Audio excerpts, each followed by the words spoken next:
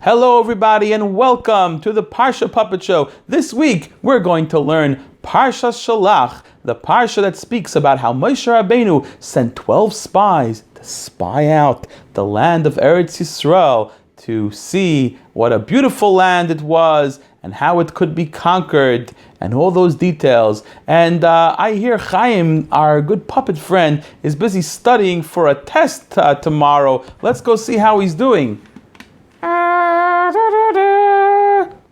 Chaim? Chaim?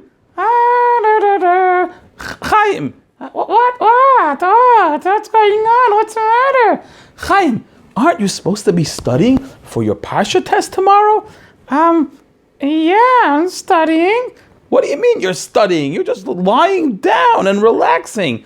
Oh, well, I'm just davening that Hashem should put all the information in my head so I'll do a good job on the test tomorrow. Oh my gosh, I've heard everything now. Chaim, do you really expect me to believe that you think that you can just sit back and relax and the information for your test is going to go into your head? Yeah, that's exactly what I'm thinking. Where did you get such an idea from? Well, in the Parsha, Hashem tells the Yidden to go into Eretz Yisrael, and Hashem will make miracles for them. So Hashem is going to make a miracle for me. I see your mistake, Chaim. Well, it's very interesting. Of course, Hashem could make great miracles. But you know, our Parsha actually teaches us the way we have to approach our life. Oh yeah, how? Well, the beginning of the Parsha speaks how Moshe sent 12 spies into Eretz Yisrael to check if the land was good and how to conquer it, how to fight a war and win it over from their enemies. Okay, why did they have to spy if Hashem is going to make a miracle? They should just go and do it. Well, that's our point. What happened later was that the spies came back and they told the Yidden, at least only 10 of them told the Yidden, as we'll see in our puppet show, that the land was too hard for Hashem to conquer and therefore they should give up. And the Yidden got very, very scared and they wanted to go back to Mitzrayim. Oh no, that's terrible. So the end of the Parsha ends off talking about all kinds of mitzvahs that we're supposed to do, like the mitzvah of challah and the mitzvah of tzitzis and different karbanes. And what's the connection? Well, there's an interesting connection. The name of the parsha is Shelach, to send. That our job in this world is not to make the mistake of the spies and think that it cannot be done, or just to do what you are doing, to sit back and relax and expect Hashem to do everything. I always knew how the Parsha is always going to teach me lessons, right? Yeah, that's right, Chaim. Listen to the lesson. So what you're supposed to do is Shelach. Send out. Try your best. But never say Hashem can't help you, or never say you can't, because if you're doing the right thing, to do Hashem's mitzvahs, Hashem will help you to succeed. But you have to try. You have to get off the couch and open that sefer. So go study for your test, Chaim. Here, I have a sefer for you. Okay. Hello everyone, it's me, Moshe Rabbeinu, to tell you the story of Parsha Shelach. Who's talking to us? Oh, Moshe Rabbeinu, I think it's that spy over there. Yes? Psst. Hey, Moshe Rabbeinu. Why are you whispering? Who are you? I'm a spy, a secret agent. A secret agent? What do we need secret agents for? Hashem is on our side. We don't need any secret agents. Moshe, the Jewish people are telling me that they want to spy out the land that you want Hashem to give them. I don't think this is a very good idea. I'll go ask Hashem. Hashem, what should we do? The Yidden want to send spies to Eretz Yisrael. And Hashem answered Moshe, Shlach lecha anoshim. Send for yourselves men. What did Hashem mean, send for yourselves? Hashem meant that Hashem is not ordering us to send spies. If you, the Yidden, want to send spies, so you can send them. If you don't trust Hashem, of course. But they should have trusted Hashem. It was a big Aveira that they asked to send spies. So Moshe Rabbeinu, did you send the spies? Yes, we sent the spies. But why? Why? Well, maybe my good friend Rabbi Parsha can explain it to you. Rabbi Parsha will explain it to us? Anybody have a good donkey for sale? A good donkey for sale? Rabbi Parsha, what are you doing in this donkey market over here? I'm going to buy a donkey. You're going to buy a donkey? Well, what happened? Did your car break down again? I told you to change the oil every month. No. I'm trying to teach the kids about the reason why Moshe Rabbeinu sent the spies. Well, why? And what does it have to do with donkeys? Well, it's very simple. Excuse me, Mr. Donkey Salesman, sir. Could you help me explain that? Yes. Do you want to buy a donkey? Yes, I want to buy a donkey. How much is the donkey? It's 100 shekel. Okay, 100 shekel. Can your donkey go up mountains? Yes, certainly. Can your donkey go into valleys? Yes, certainly. Okay, can I take it for a test drive? Yes, certainly. You see? You know what? I'm going to buy it. Never mind. Here's your money. Sir, you said you're going to take it for a test drive. Don't you want the test drive? No test drive needed. I see that you're confident that your donkey can go up the mountains, down the valleys. I do not need to test it anymore. Rabbi Parsha, I think I understand what you're trying to explain to us. Moshe Rabbeinu knew that the Yidden did not trust that the land was good. So he tried to show them, just like the donkey salesman, that he was confident that they had nothing to worry. You want to send spies? Go ahead and send spies. Moshe Rabbeinu was hoping that just like you did in our skit over there, Moshe Rabbeinu was hoping that the Yidden would say, okay, we don't need to send spies. We trust the land is good. That's right, but they didn't. And all the trouble started. 40 years of trouble. 40 years of trouble? Yeah, you're gonna see about it very soon. Okay, it's time to appoint the spies. Here we have all of the 12 spies for each of the 12 Shvatim. And, there's my good student, Hosea. You know what? I think I better add a Yud to his name. Why, my teacher, must we add a Yud to my name? I like my name, Hosea. It means to save. Yes, if I add a Yud, then with the Hey in your name, it would mean Hashem will save you. Hashem may save you from the counsel of the wicked spies. The wicked spies? Moshe Rabbeinu, were you suspicious that the spies would be wicked? Well, I didn't know 100%, but I knew that Yehoshua was very humble, and he may be influenced. Also, Yehoshua comes from the family of Yosef HaTzadik, who used to say not good things about his brothers, so I didn't want him to be influenced to say not good things about Eretz Yisrael. Oh, wow, that's very, very interesting.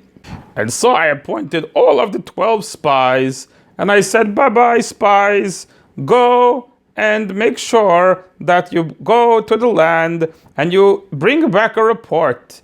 Is the land strong? Is it weak? The people live in cities or they spread out? Bring us back some of the fruits of the land so we will know what type of a land it is.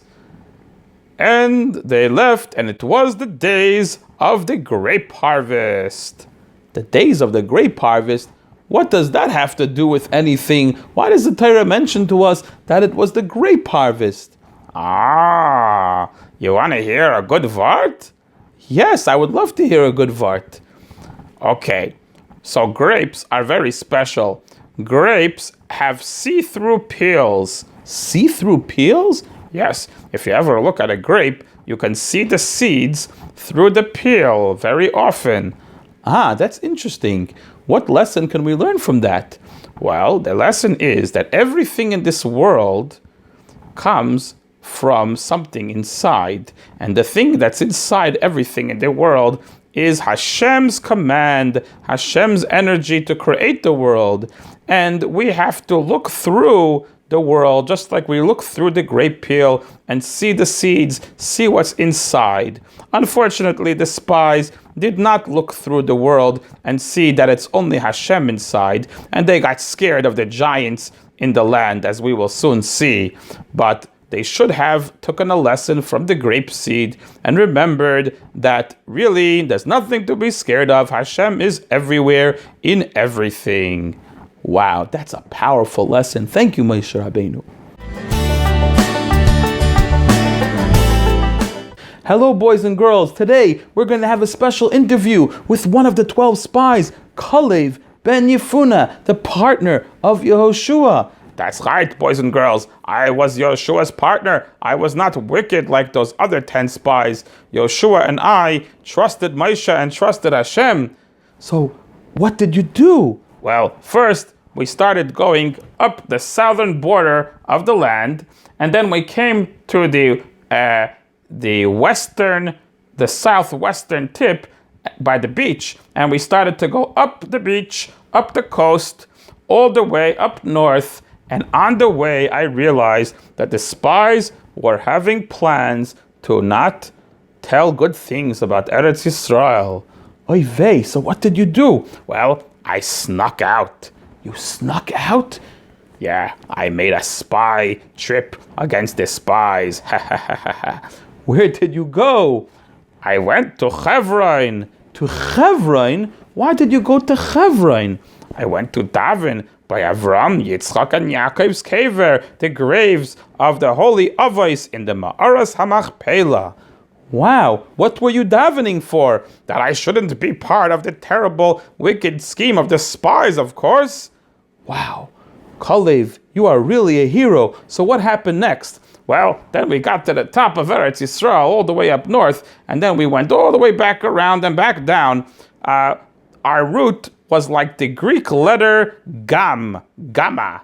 Gamma? Sort of like a backwards resh, you know. And we went up and over, and a resh is the opposite.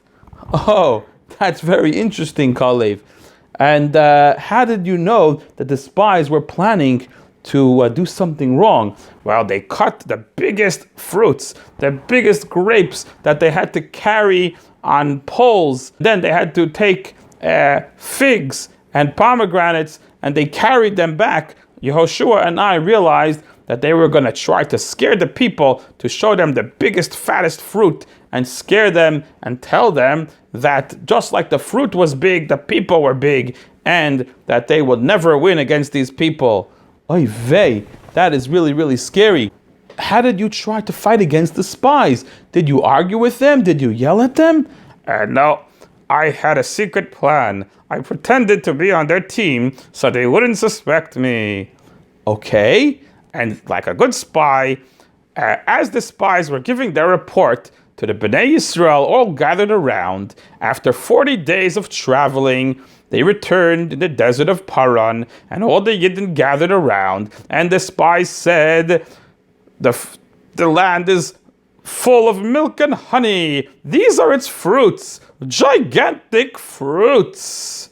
However, the people are powerful, and it's fortified with big, strong cities. We saw children of giants there, Amalek in the south. Well, were all of these things true? Did they lie? No, they didn't lie. It was true. But right away, I jumped in before they could say anything else, and I got the people quiet. And I said, quiet, quiet, I have to tell you something that Moshe Rabbeinu did to us. Moshe Rabbeinu? So it sounded like you were trying to get the people to be against Moshe Rabbeinu. Yes, that's what the spies wanted to hear. So the spies did not get me to be quiet. They thought I was going to be on their team. But I told the Yidden, Moshe Rabbeinu, do you know what he did for us? Because some of the Yidden already started to say, how could we go to this land? It's too powerful.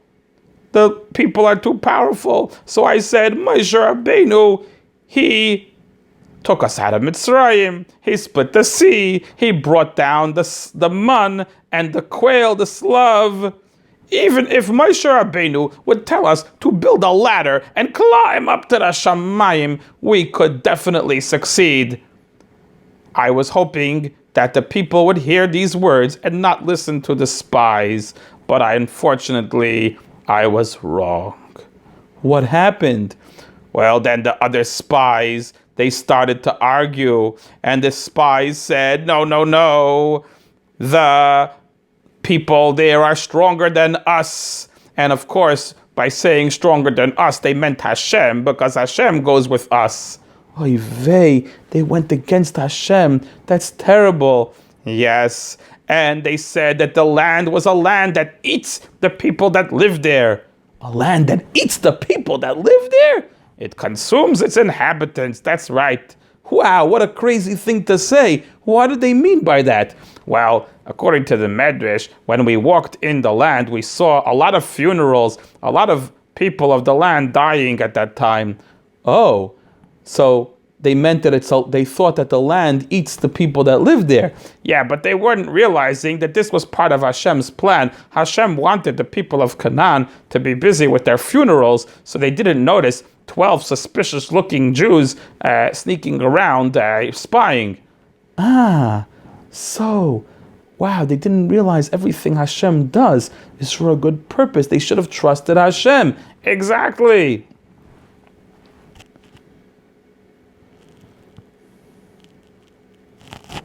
And they told the people that they're giants in the land, and they are so tall that they block the sun, and they're children of giants before them. Their parents and grandparents were giants, and they looked like big giants, and we looked like grasshoppers in their eyes. And when the people heard this, they were very, very scared. The Zekanim raised their voices, the elders raised their voices, and the people complained to Moshe and Aaron, and they started to say, if only we died in the desert, if only we died. Let's make ourselves a leader and go back to Mitzrayim. Our wives and children, our little babies are going to die. Better to go back to Egypt.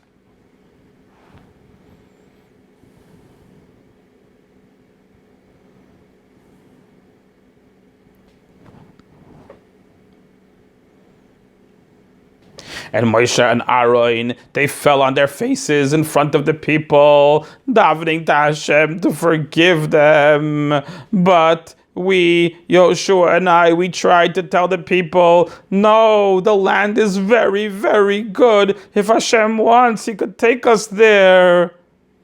And the people tried to stone us with rocks. Oy vey, that is terrible.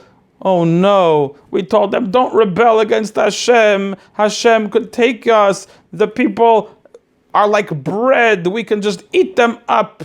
Their protection is gone. What do you mean their protection is gone? They had protection? Well, according to the Medrash, there was a great tzaddik who was not Jewish named Eoiv. Eoiv, okay. Eoiv was a very great tzaddik. He suffered a lot, but he still believed in Hashem.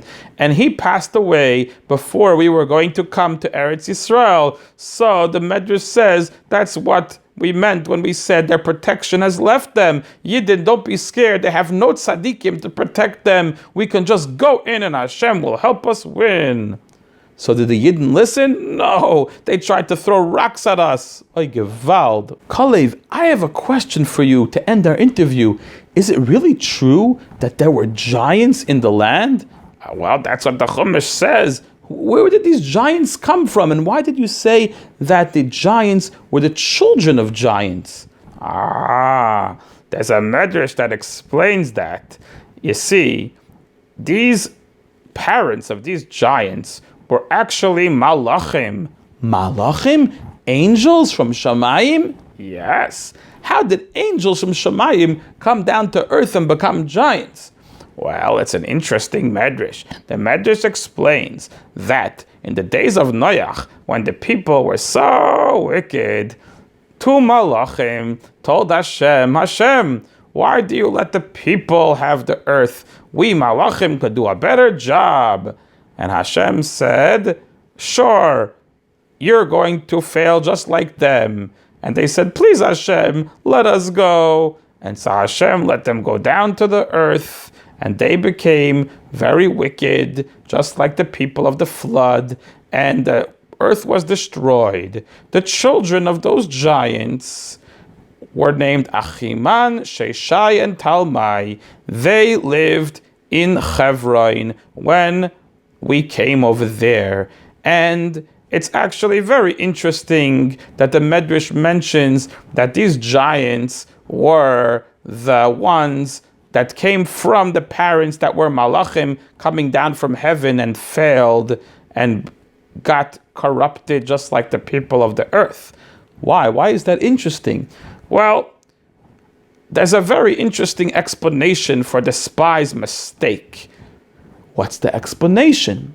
The explanation is, and I don't agree with this, of course, I was against it, but some of these spies were very holy people. Holy people? But they said Eretz Yisrael could not be conquered by Hashem. That's not very holy. Well, they had good intentions, but they did the bad thing by saying what they said. What were their intentions? How were their intentions good? They loved living, eating man from Shemayim, learning Taira from Moshe Rabbeinu, and they said, this is the life we want. We don't want to become farmers in Eretz Yisrael and have to work in the land. We don't want to become like those malachim that came down to earth and became bad. We want to be in Hashem's Gan Eden, learning Taira and eating man, and that is what a good life for a Yid is, not working as a farmer in the land. So they thought that if they're going to convince the Yid not to go to Eretz Yisrael, they could stay in the desert and they could just learn Taira and have a spiritual life and eat man all day. Yes, that was their big mistake. Hashem does not want us to live in Shamayim, in the heavens. Hashem wants us to come down to the earth and make the earth a place of mitzvahs, a place where Hashem could live and bring Kedusha there. Wow. Thank you so much, Kalev. Hashem, Hashem, Kel Rachum V'Chanun, Erech Apayim. Chaim, what are you doing? What is it? Are you davening? Yes. Chaim, and what are you singing?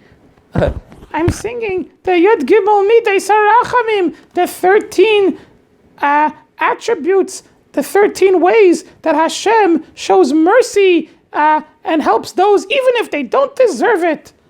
Why are you singing this tefillah right now? Well, I was hoping to daven to Hashem to save me from getting in trouble from my parents for failing the test that I was supposed to study for. Oh, Chaim, I told you to study and not lie on the couch.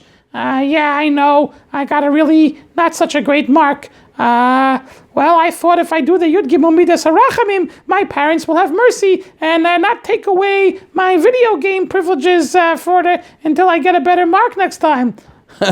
Yeah, that's a good idea. But Chaim, where did you get the idea to sing the Yud Gimel Midas Harachamim, the 13 ways Hashem shows mercy? Why does that come up right now? It's in the Parsha. It's in the Parsha? How? Yeah, don't you know? When Moshe Rabbeinu heard that the Yidden were going against Hashem, Hashem came to Moshe and said, how long will these people go against me? I'm going to bring a plague and get rid of them. Oy gewalt. And then Moshe Rabbeinu started to daven, and he said to Hashem, Hashem, let your power to forgive be great. And he started to say the 13 midas harachamim that Hashem taught him when he was davening to Hashem on Har Sinai to forgive the Yidden from the sin of the Egel Azav, the golden calf. Oh wow, Chaim. Yes, I remember that. So yeah, it goes Hashem, Hashem, Kel Rachum V'Chanun. Hashem, you are a God of mercy, right? And you are Erech HaPayim, you are patient, you're slow to anger. Right, Hashem is slow to anger. And there's a very beautiful medrash about that. Yeah, what is it? It says Hashem is slow to anger, not only on the tzaddikim, but even on the Rishayim. Oh, really? Yes, when Moshe Rabbeinu came up to Har Sinai, Rashi brings down, he saw that Hashem was writing the Sefer Taira and writing Hashem, that Hashem is Erech HaPayim, is slow to anger. So Moshe asked Hashem, oh, is that only for the tzaddikim? And Hashem said, no, even for the Rishayim. And Moshe Rabbeinu said, Rishayim yoivedu, let the Rishayim be lost. And Hashem said, you will see that you will need to ask me that the Rishayim should not be lost in the future. And that's exactly what happened. Hashem is promising that he wants to destroy the Yidden, and Moshe Rabbeinu starts to say the Yud Gimel Midas Harachamim and remind Hashem how Hashem is always patient and forgives. And Moshe Rabbeinu tells Hashem, what will Mitzrayim say if they heard that you killed all of the Yidden in the Midbar? They won't know that the Yidden did a bad sin. They'll say, Hashem didn't have enough strength to bring them and fulfill his promise to give them the land of Israel, so he just killed them in the desert. And it will be a big chil Hashem. It will be a thing, people will say bad about Hashem's name. That's right. So Hashem forgave the Yidden. That's right. Hashem forgave the Yidden, but with a little bit of a catch, which we're going to find out. Oh, Moshe Rabbeinu, what happened next? Hashem forgave the Yidden, right? Yes, but Hashem said to me, how long will these people make me angry? Even though I forgive them, I swear as I, Hashem, live and fill all the earth, that those who tested me 10 times will not be allowed to go into Eretz Yisrael. 10 times? Who tested Hashem 10 times? The Yidden did. The Yidden tested Hashem 10 times? How? The Yidden, they didn't trust Hashem and went against Hashem 10 times from the time they came out of Mitzrayim until the story of the spies. How? How does that work? Well, 2 times by the Yam Suf. 2 times? What were those 2 times? Oh wait, I think I know. First, when they saw the Egyptians coming at the sea, they said, why did you take us out of Mitzrayim? Were there not enough graves in Egypt? Why do we have to die out here in the desert? That's right. And the second time, when I took them out of the splitting sea, some of the Yidden, they got scared and they said, maybe the Egyptians are coming after us on the other side. Maybe they also got the sea split for them. And Hashem made the Egyptians get spit out of the sea so they can see that they were really dead. Oh, wow. That was 2. What about the other 8? Well, there were 2 times by the water. 2 times by water? Yes, when we came to Mara, the place where there was only bitter water, the Yidden complained. They wanted water. So Hashem made a miracle. And then again in Refidim, there was no water. And Hashem helped me to hit the rock, and water came out of the rock. Aha. Okay, that's 4 times? Yes. Then there were 2 times by the man. 2 times. Oh yes, when Dasan and Aviram left over man until the next day, when they were only supposed to keep it for that day, right? Yes, and they also went out on Shabbos to try to find man. Oy vey. Oh wow, that's 6 times they made Hashem angry. What about the other 4? Well, 2 times by the quail, by the slav. 1 time they were saying, we want meat. And then when Hashem gave them the meat, the Erev Rav desired a strong desire for meat, and they started to complain. Oh, wow. That was last week's Parsha, right? That's correct. And then that's number 9 is the Cheta Egel, the golden calf, and number 10 is the spies. Wow, 10 times the Yidden went against Hashem. What could we learn from this? We could learn that every time Hashem does something for you, even if you don't understand what Hashem is doing, you should always thank Hashem and thank Hashem for all the good He did. And sometimes if you don't understand, things will work out good. Just trust Hashem. Oh yes, that's a very, very good lesson that we could learn.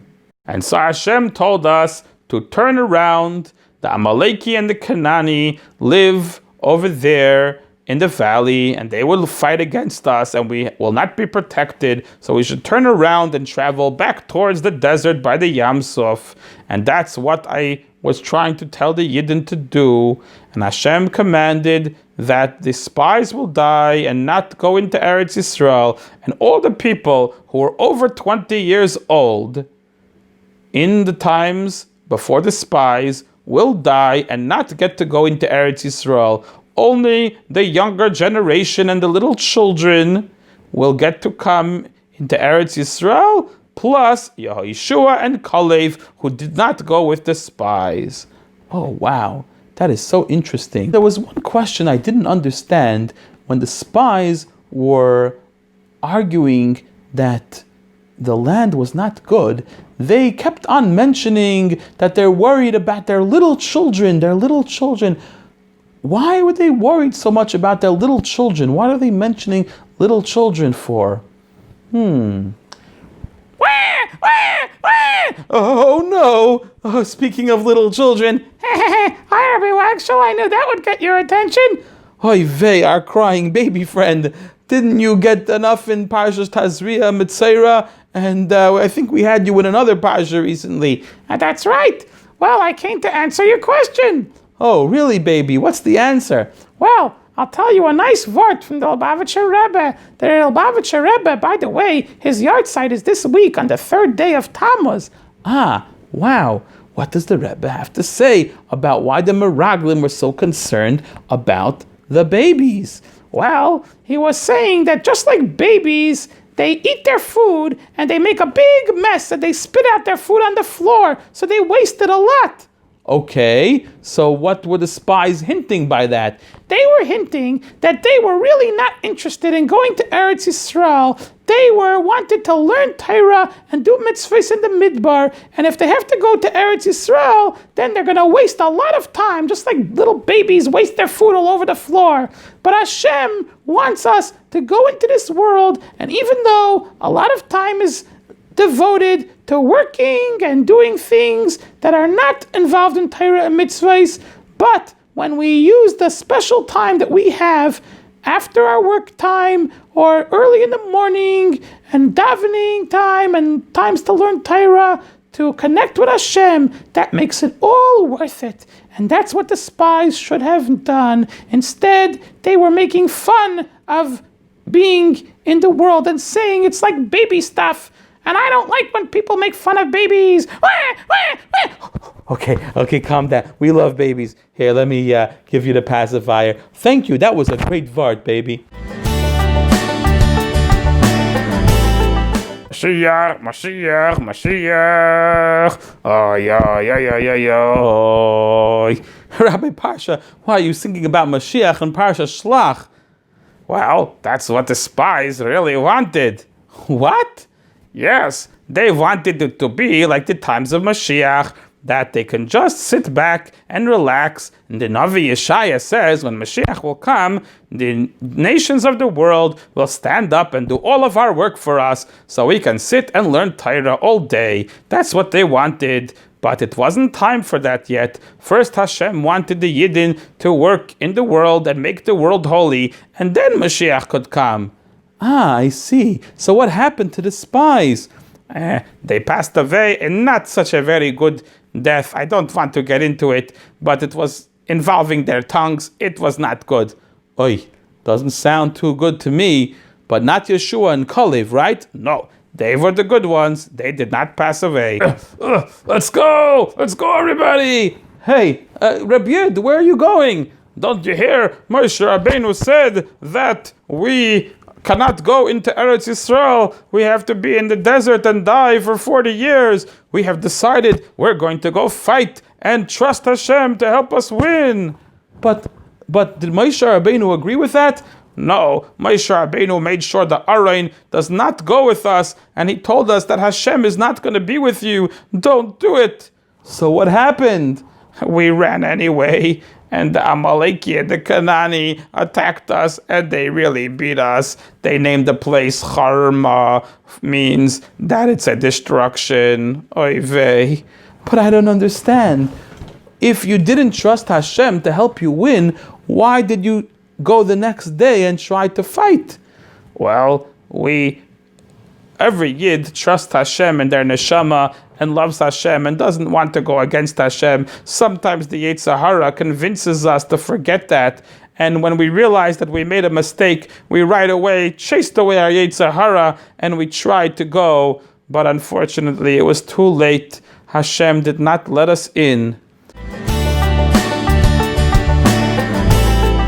Rabbi Parsha, what are you doing over there by that mikveh?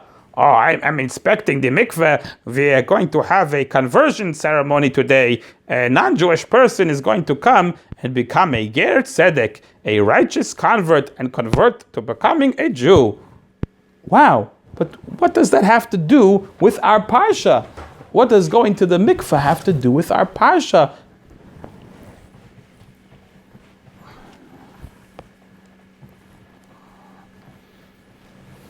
But Rabbi Parsha, what does that have to do with Parsha Shelach? Well, in Parsha Shelach, the Taira tells us a very interesting pasuk. The Taira tells us that when a Jew wants to bring certain karbanes, like an oila or a shlamim, a cow or a sheep or a goat, they have to bring with it some special flour mincha offerings with oil and with wine. And the Taira gives us the list of what you have to bring. When you want to bring a lamb, for example, you bring 1/10 of an ephah of flour. That's about 2.5 American liters. Wow, like a 2-liter bottle of flour. More than that, 2.5, right? That's right. And mixed with 1/4 hin of oil, that's about 1 liter. Wow, that's about like a seltzer bottle full of oil. Yep. And then they mix it all together and burn it on the Mizbeach, and plus 1.4 hin,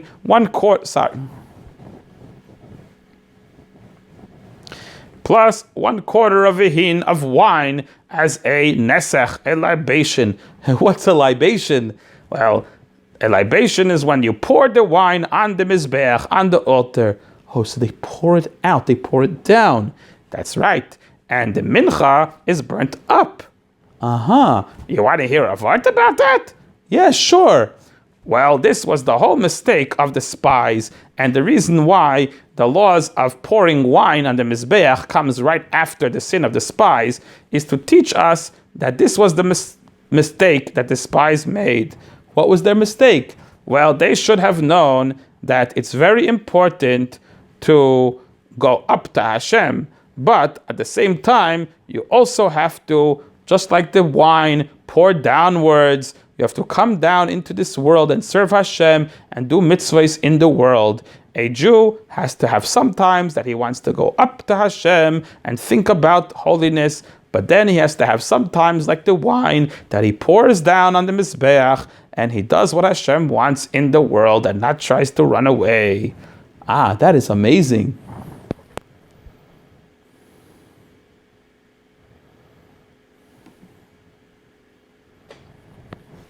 But Rabbi Parsha, I'm still so confused. What does this have to do with somebody converting and becoming Jewish? Well, after the Torah tells us that the different measurements of flour for a young bull and for a ram, the Torah tells us that the same law will apply for a Jew and a convert. Okay. And our rabbis explain, particularly the Rambam, that there was absolutely no new halacha, no new law that the Taira is teaching by this pasuk. The only thing it could be is that just like a Jewish person, when we all became Jewish by Har Sinai, and when we accepted Hashem's Taira, we had a special conversion ceremony. We brought a korban, we went to the mikvah, and we had a bris milah. Oh yes, that's true. So too, the same law should apply to a convert. They have to go to the mikvah, bring a korban, and have a bris milah. Wait, but what about these days? We don't have a Beis HaMikdash. The Rambam says that these days, since there's no karbanis possible, a ger does not have to bring a karban. When the Beis HaMikdash will be rebuilt, he could bring a karban. Okay, ladies, get your challah ingredients ready. The challah bake is ready to start. Mrs. Goldberg, what's going on? What type of a challah bake is going on? It's a challah bake for Parsha Shelach, of course. A challah bake for Parsha Shelach? Really? Why? Don't you know? Aren't you a rabbi, a teacher or something? They didn't hear that in the end of the Parsha Shelach, Hashem gives the best mitzvah of all to prepare for Shabbos, the mitzvah of challah. The mitzvah of challah, that's right. Would you like to tell the kids about it? Of course. Hashem said when you come into the land, you will bring, and you want to eat your bread, you should give the first of your dough to the kohen. You take off any size piece of dough, as long as it's big enough to be important, like a gift, and give it to the kohen, and that shows that you give the first and best of everything you have to Hashem. Just like when you get up in the morning, you should daven the first thing you can, and when you get money, you should give tzedakah the first thing you can. When you bake your challah, the first thing is given to the kohen. Wow, that is such a special mitzvah. Mrs. Goldberg, would you like to hear a good vart to tell the ladies at the challah bake? Of course, I love to hear a vart. Tell me all about it. Just 1 second, I gotta go mix the sugar. Wait 1 second. So anyway, the vart I want to tell you is that why does the mitzvah of challah come after the Yidden were decreed that they couldn't go into Eretz Yisrael?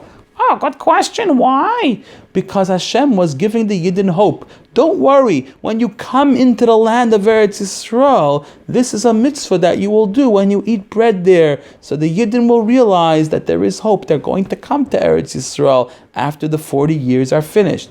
Oh, that's a good one. That's a good one. And I'll tell you something else that you could mention. The Taira mentions when you eat bread, then you should raise up a portion to Hashem. Okay. Well, the whole point of eating bread is just a plant that we crush up and we make into bread. Why should a person who's so smart, who could speak, could feel, need to get our life from bread? Good question.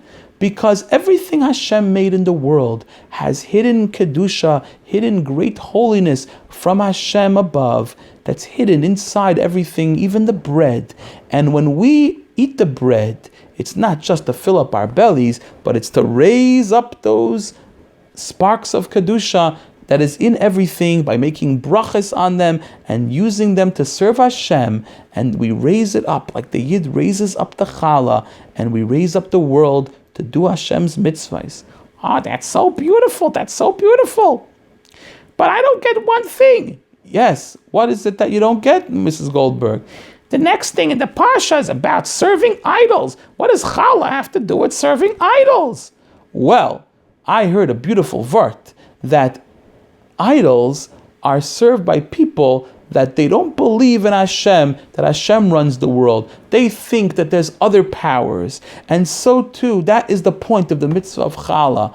Some people think that when they go to work and they earn money, that it's their efforts that give them their food. No, it's Hashem. That's right. So when we give the first piece to the kohen, to Hashem's holy kohen, we show that we know that all of our food does not come from our strength, it comes from Hashem. That's very beautiful. Chaim, come along, little cow, come along. Chaim, that's not a little cow, that's a gigantic bull. What are you doing? I was going to bring a carbon chatas, a sin offering. A sin offering? What kind of sin did you do exactly? I think I might have done a big Aveira that it says in the Parsha that if the whole community serves Avodah Zarah because their leaders, the Sanhedrin, make a mistake and tell them that it's allowed to do something that's really Avodah Zarah, then each Shevet has to bring a bull to get forgiven. What? How did you do something Avodah Zarah? What are you talking about? We don't have a Sanhedrin these days. What's going on over here? Well, my Rebbe, when we got there, we saw these big, gigantic Lego statues, and everybody was looking at them, and I said, oy vey, it must be Avodah Zarah. Our Rebbe took us to an Avodah Zarah park. So, the whole class did an Aveira, and I wanted to bring a carbon. Chaim, Legoland is not an Avodah Zarah park. Those statues don't even look like people, and they're not meant to be worshipped. Oh, it's not Avodah Zarah? I don't think so. I would ask your local Orthodox rabbi about this. But Chaim, I don't think you have to bring any bulls. Anyways, we can't bring the karbanis until we get the Beis Hamikdash back. I was getting it ready because I'm hoping that Mashiach will come today. Oy, Chaim, that's very funny. But on a serious note, there's another karban that's not for the whole community. But if any person serves idols, it's a very big Aveira, and they have to bring a karban, a female goat in its first year. And if someone does Avodah Zarah, serves idols, it's such a serious Aveira. Hashem says it's like their neshama is cut off. Oy vey, so I better bring my bull, right? No, I think you're okay, Chaim. Hi, Sarala. Hi, honey. Do you want to come over to my house for Shabbos? Yeah, sure. What can we do? We can play some fun games. Like, I got a new set of pickup sticks. No, not pickup sticks. Anything not pickup sticks. No. Whoa, Sarala. Why are you so nervous about pickup sticks? Pickup sticks is such a fun game. I could show you how to play. No, not that. What's the matter? In the Parsha, you didn't hear what happened to the man who was picking up sticks? Wait a second. Sarala, are you talking about the Mekoishesh Eitzim, the one who was gathering wood on Shabbos? Yeah. He wasn't playing pickup sticks? No. Well, he was picking up sticks. Hey, see, I told you. No. Chani was talking about a game called pickup sticks. He was picking up wood pieces in the desert on Shabbos, and some Yidden saw him, and they warned him, and they said, hey, sir, stop. And he did not stop, and he was breaking Shabbos, because you're not allowed to gather wood in public on Shabbos. And they didn't know what to do, had him guarded until Hashem would tell him what to do. And Hashem said the punishment for breaking Shabbos after someone was warned by 2 witnesses, and they still did it anyways, because they knew that Shabbos was holy and you're not allowed to, and they still said they want to break it, which is a really not good thing. Yeah, why would someone do that if they got warned? I don't know, but that person would be stoned by the whole community and killed. Oy vey, you see, that's why I don't want to play pickup sticks. I don't want to get stoned. Hey, Sarala, I think you're taking this a little bit too far. Yeah, I agree, Sarala. I don't think it was about pickup sticks. But I'll tell you something interesting. Yeah, I want to hear. The Tosfos, the commentary on the Gemara, says a beautiful thing, that this fellow who was gathering wood was actually a tzaddik. A tzaddik? Gathering wood on Shabbos? Yes, he was doing it because he saw that after the sin of the spies, the Yidden would think that they don't have to do mitzvahs anymore, and Shabbos is not important anymore.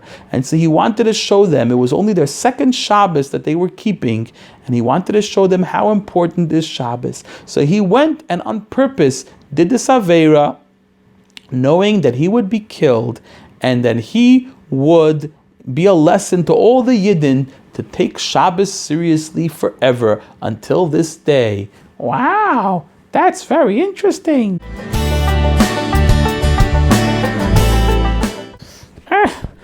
Rabbi Waxel, can you help me over here? Can I help you? Chaim, what on earth are you trying to do? I'm trying to tie this sefer onto my tzitzis.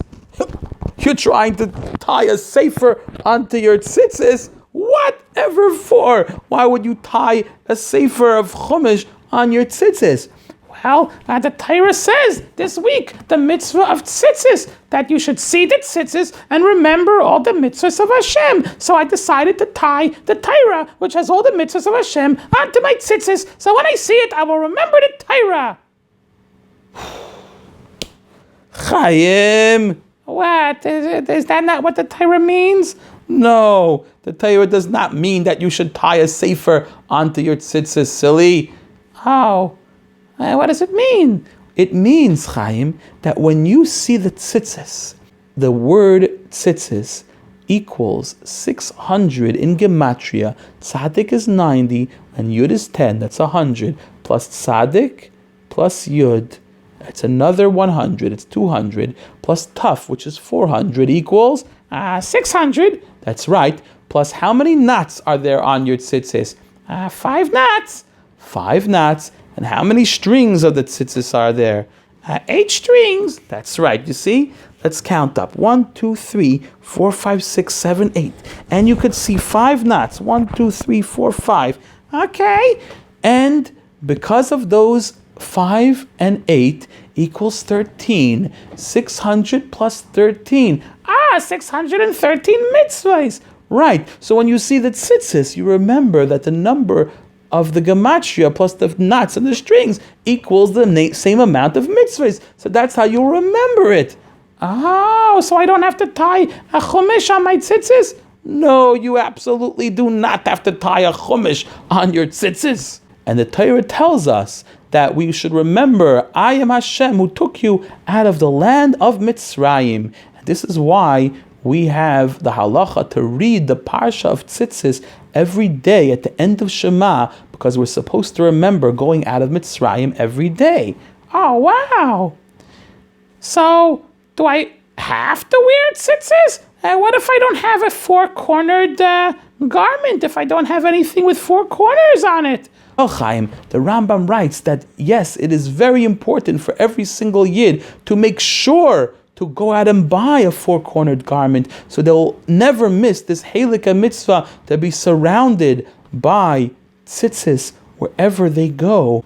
And also the Tur, the one who came up with the visions of the 4 areas of Jewish law, says that we should be careful to wear tzitzis all the time. It's a very special mitzvah. The Taira compares all the mitzvahs to the mitzvah of tzitzis. So just like doing the mitzvah of tzitzis, I could get all the mitzvahs?